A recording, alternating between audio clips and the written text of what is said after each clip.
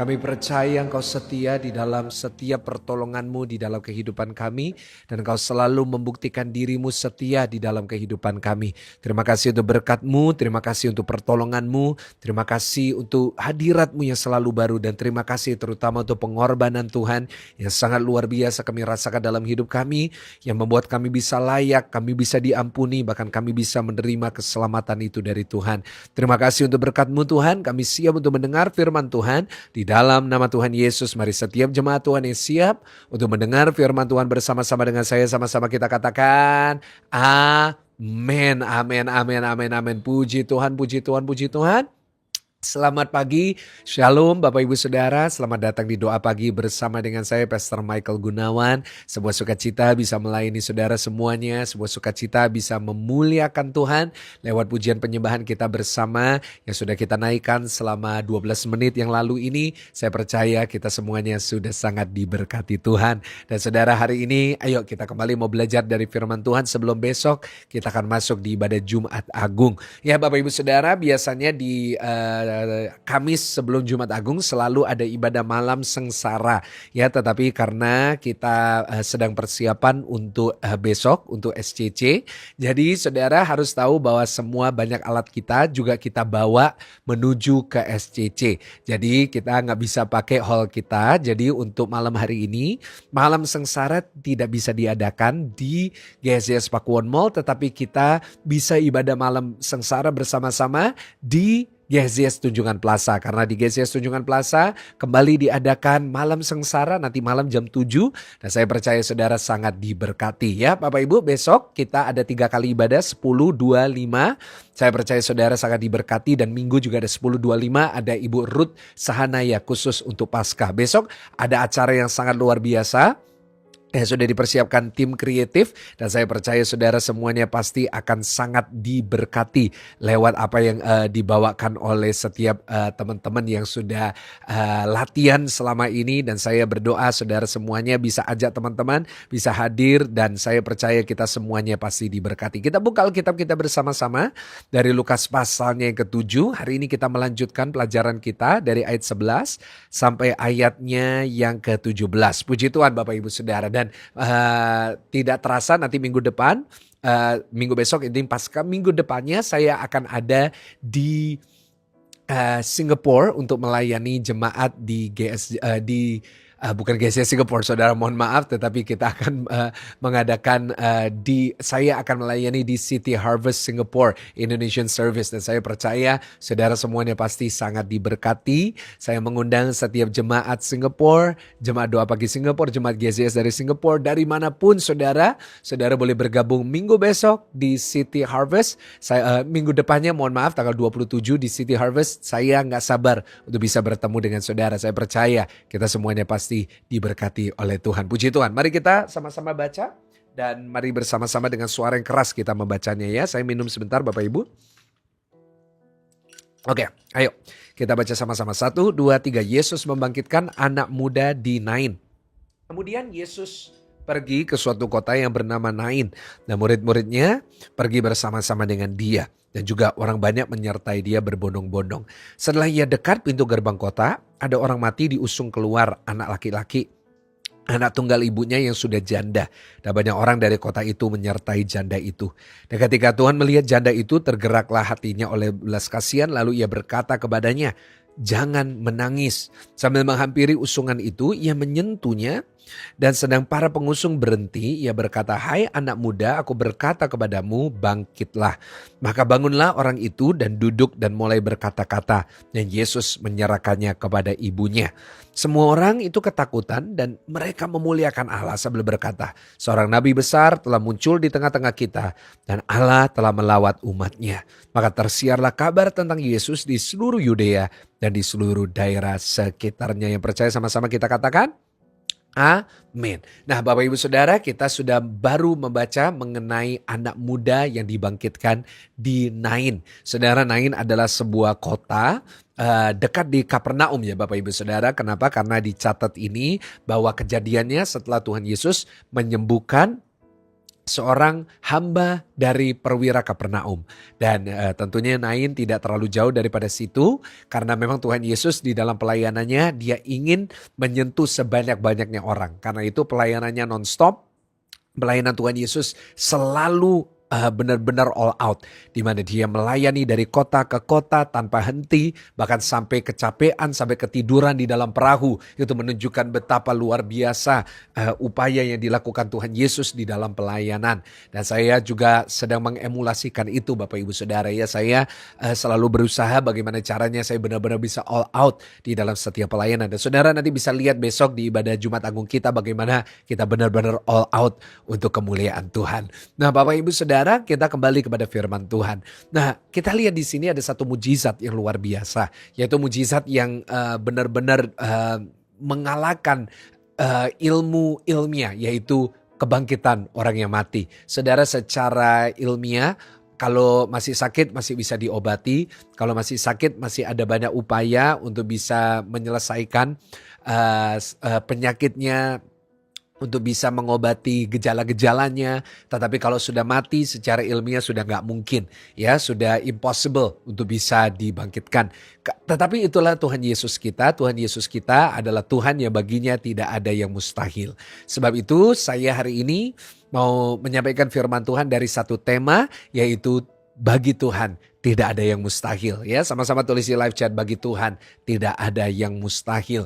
Nah, Bapak Ibu Saudara, bagaimana kita bisa melihat itu? Bagaimana kita bisa lihat Tuhan yang baginya tidak ada perkara mustahil juga bisa melakukan yang mustahil di dalam kehidupan kita. Nah, hari ini dari firman Tuhan yang sudah kita baca, saya berharap kita bisa belajar daripadanya dan saya percaya saudara diberkati.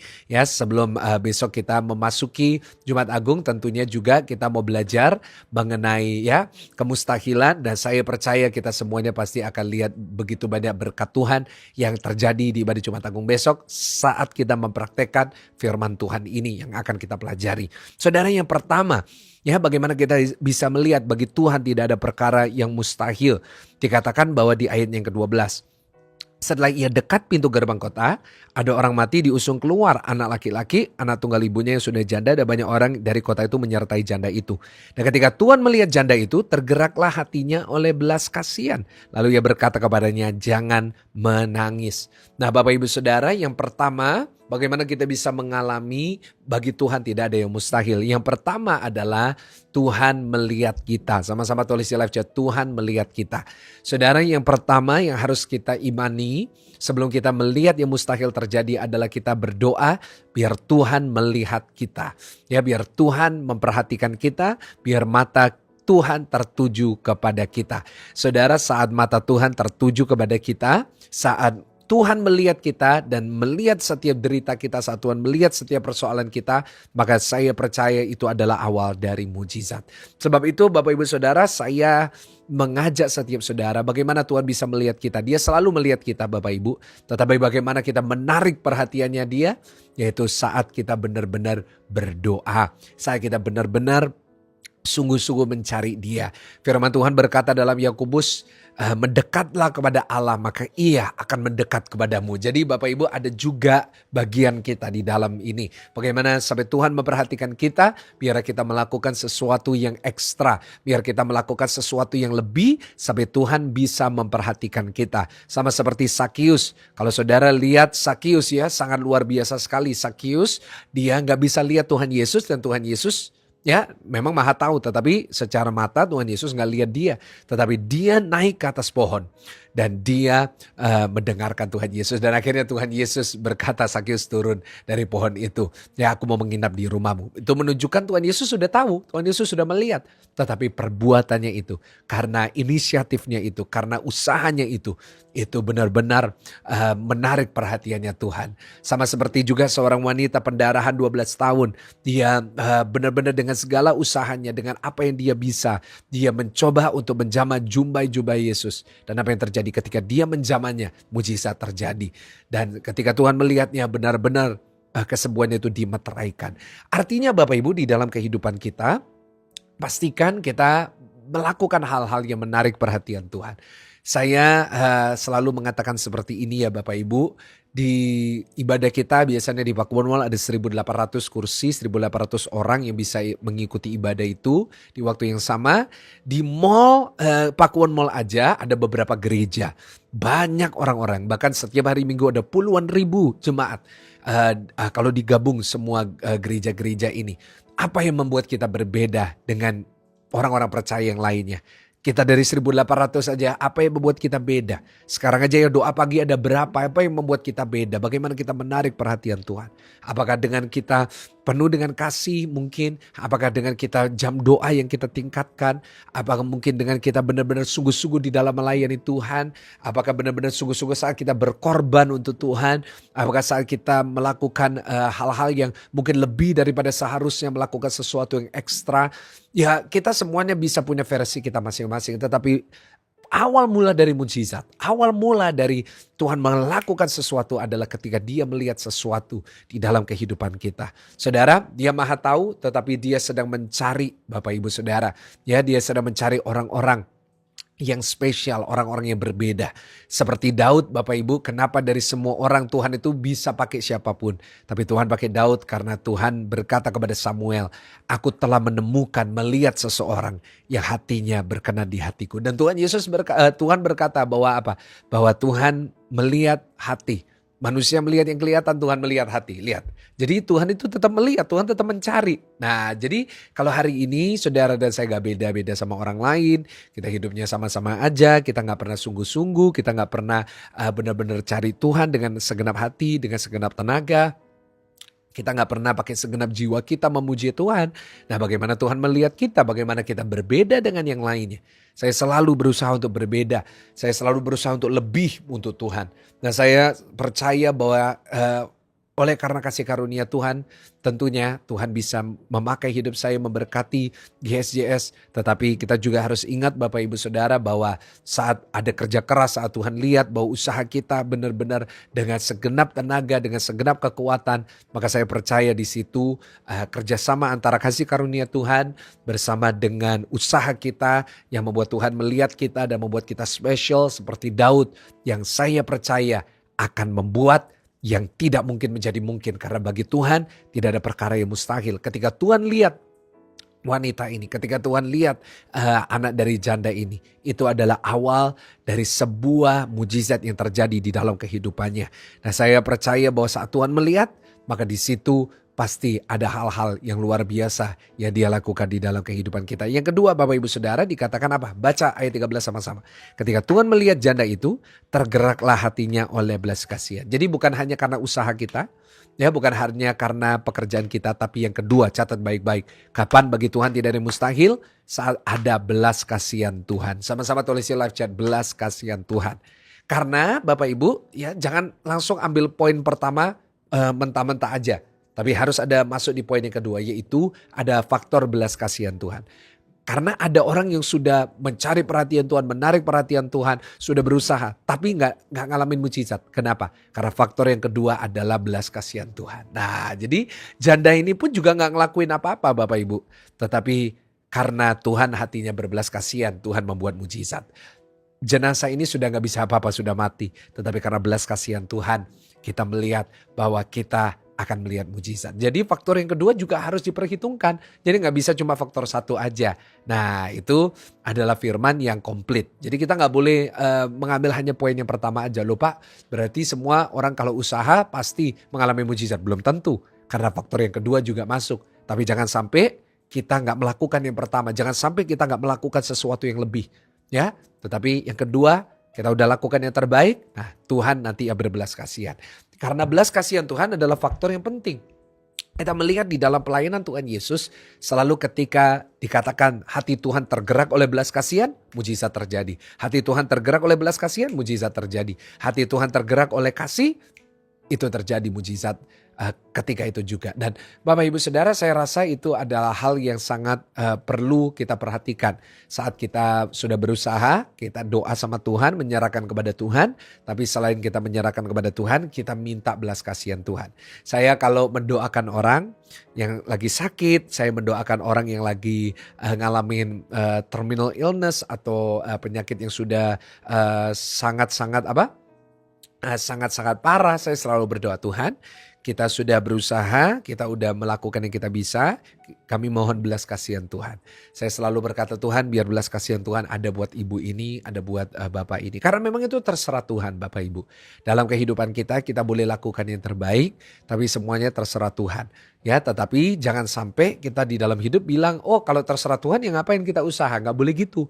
Dua ini harus balance. Dua ini harus bekerja sama. Dua ini harus berjalan berbarengan. Karena apa? Firman Tuhan berkata iman tanpa perbuatan itu mati. Jadi dua-duanya harus jalan. Iman jalan, perbuatan harus jalan. Ya, kalau tidak maka kita sebenarnya nggak percaya firman dan kita nggak akan melihat sesuatu dan kita nggak benar sebenarnya kalau kita nggak melakukan firman. Ya, jadi saya berdoa lewat firman ini kita mulai hari ini doanya kita berubah. Kita bukan hanya berkata Tuhan aku sudah ngelakuin ini, Tuhan aku sudah berbuat ini, tapi kita mulai minta belas kasihan Tuhan. Kalau saudara sakit doanya kayak gitu, Tuhan kami minta belas kasihan Tuhan. Mungkin ada keluarga saudara sakit, Tuhan hambamu berdoa, kami berdoa, Tuhan biar belas kasihan Tuhan ada buat dia.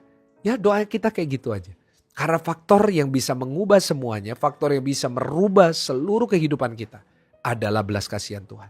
Ya, saat ada belas kasihan Tuhan yang Tuhan nyatakan atas hidup kita, oh saya yakin dan percaya. Ya, apa sih yang Tuhan gak bisa lakukan? Ya, tapi asal ada belas kasihan Tuhan itu adalah kunci yang sangat penting. Dan yang ketiga yang terakhir, dikatakan di ayat 13, lalu ia berkata kepadanya, jangan menangis. Sambil menghampiri usungan itu ia menyentuhnya dan saat pengusung itu berhenti ia berkata, hai anak muda, aku berkata kepadamu, bangkitlah. Saudara, yang ketiga bagaimana kita lihat yang tidak mungkin menjadi mungkin. Bagi Tuhan tidak ada yang mustahil. Ya, yang pertama Tuhan harus melihat kita. Ya, pastikan apa yang kita lakukan menarik perhatian Tuhan. Yang kedua, kita minta belas kasihan Tuhan karena belas kasihan Tuhan adalah faktornya. Dan yang ketiga, kita bisa lihat yang tidak mungkin menjadi mungkin. Bagi Tuhan tidak ada yang mustahil dengan cara apa? Dengan sederhana, yaitu lewat firman Tuhan. Sama-sama tulis di live chat, lewat firman Tuhan. Karena lewat firman Tuhan mujizat terjadi. Lewat firman Tuhan anak ini bangkit. Ketika Tuhan Yesus berkata, hai anak muda, aku berkata kepadamu bangkitlah. Itu merupakan firman-Nya. Itu merupakan firman dari Tuhan Yesus. Dari firman itu sendiri. Apa yang terjadi ketika firman itu disampaikan?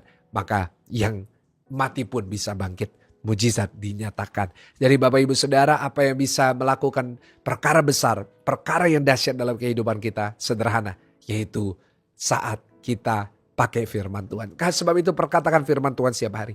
Kenapa? Kalau hari Minggu saya selalu mengajak jemaat, ayo kita baca sama-sama 1, 2, 3. Kita baca bergantian. Kenapa saya gak baca sendiri semuanya? Bukan saya menghemat kata-kata saya, bukan saya menghemat suara saya. Tetapi saya mau mengajak jemaat untuk bisa memperkatakan firman. Untuk bisa memperkatakan apa yang menjadi kebenaran firman ini. Dan kenapa saya juga suruh jemaat Tuhan berkata amin. Saya suruh jemaat untuk ngulangin. Kenapa? Karena firman yang diperkatakan, firman yang benar-benar kita imani dan kita percaya dan kita meteraikan dengan amin kita. Dengan kita meteraikan dengan perkataan itu. Maka saya percaya itu menjadi satu hal yang baik. Saya pernah mengajak jemaat Tuhan, ya ayo kita taruh ayat di wallpaper kita, perkatakan itu setiap hari.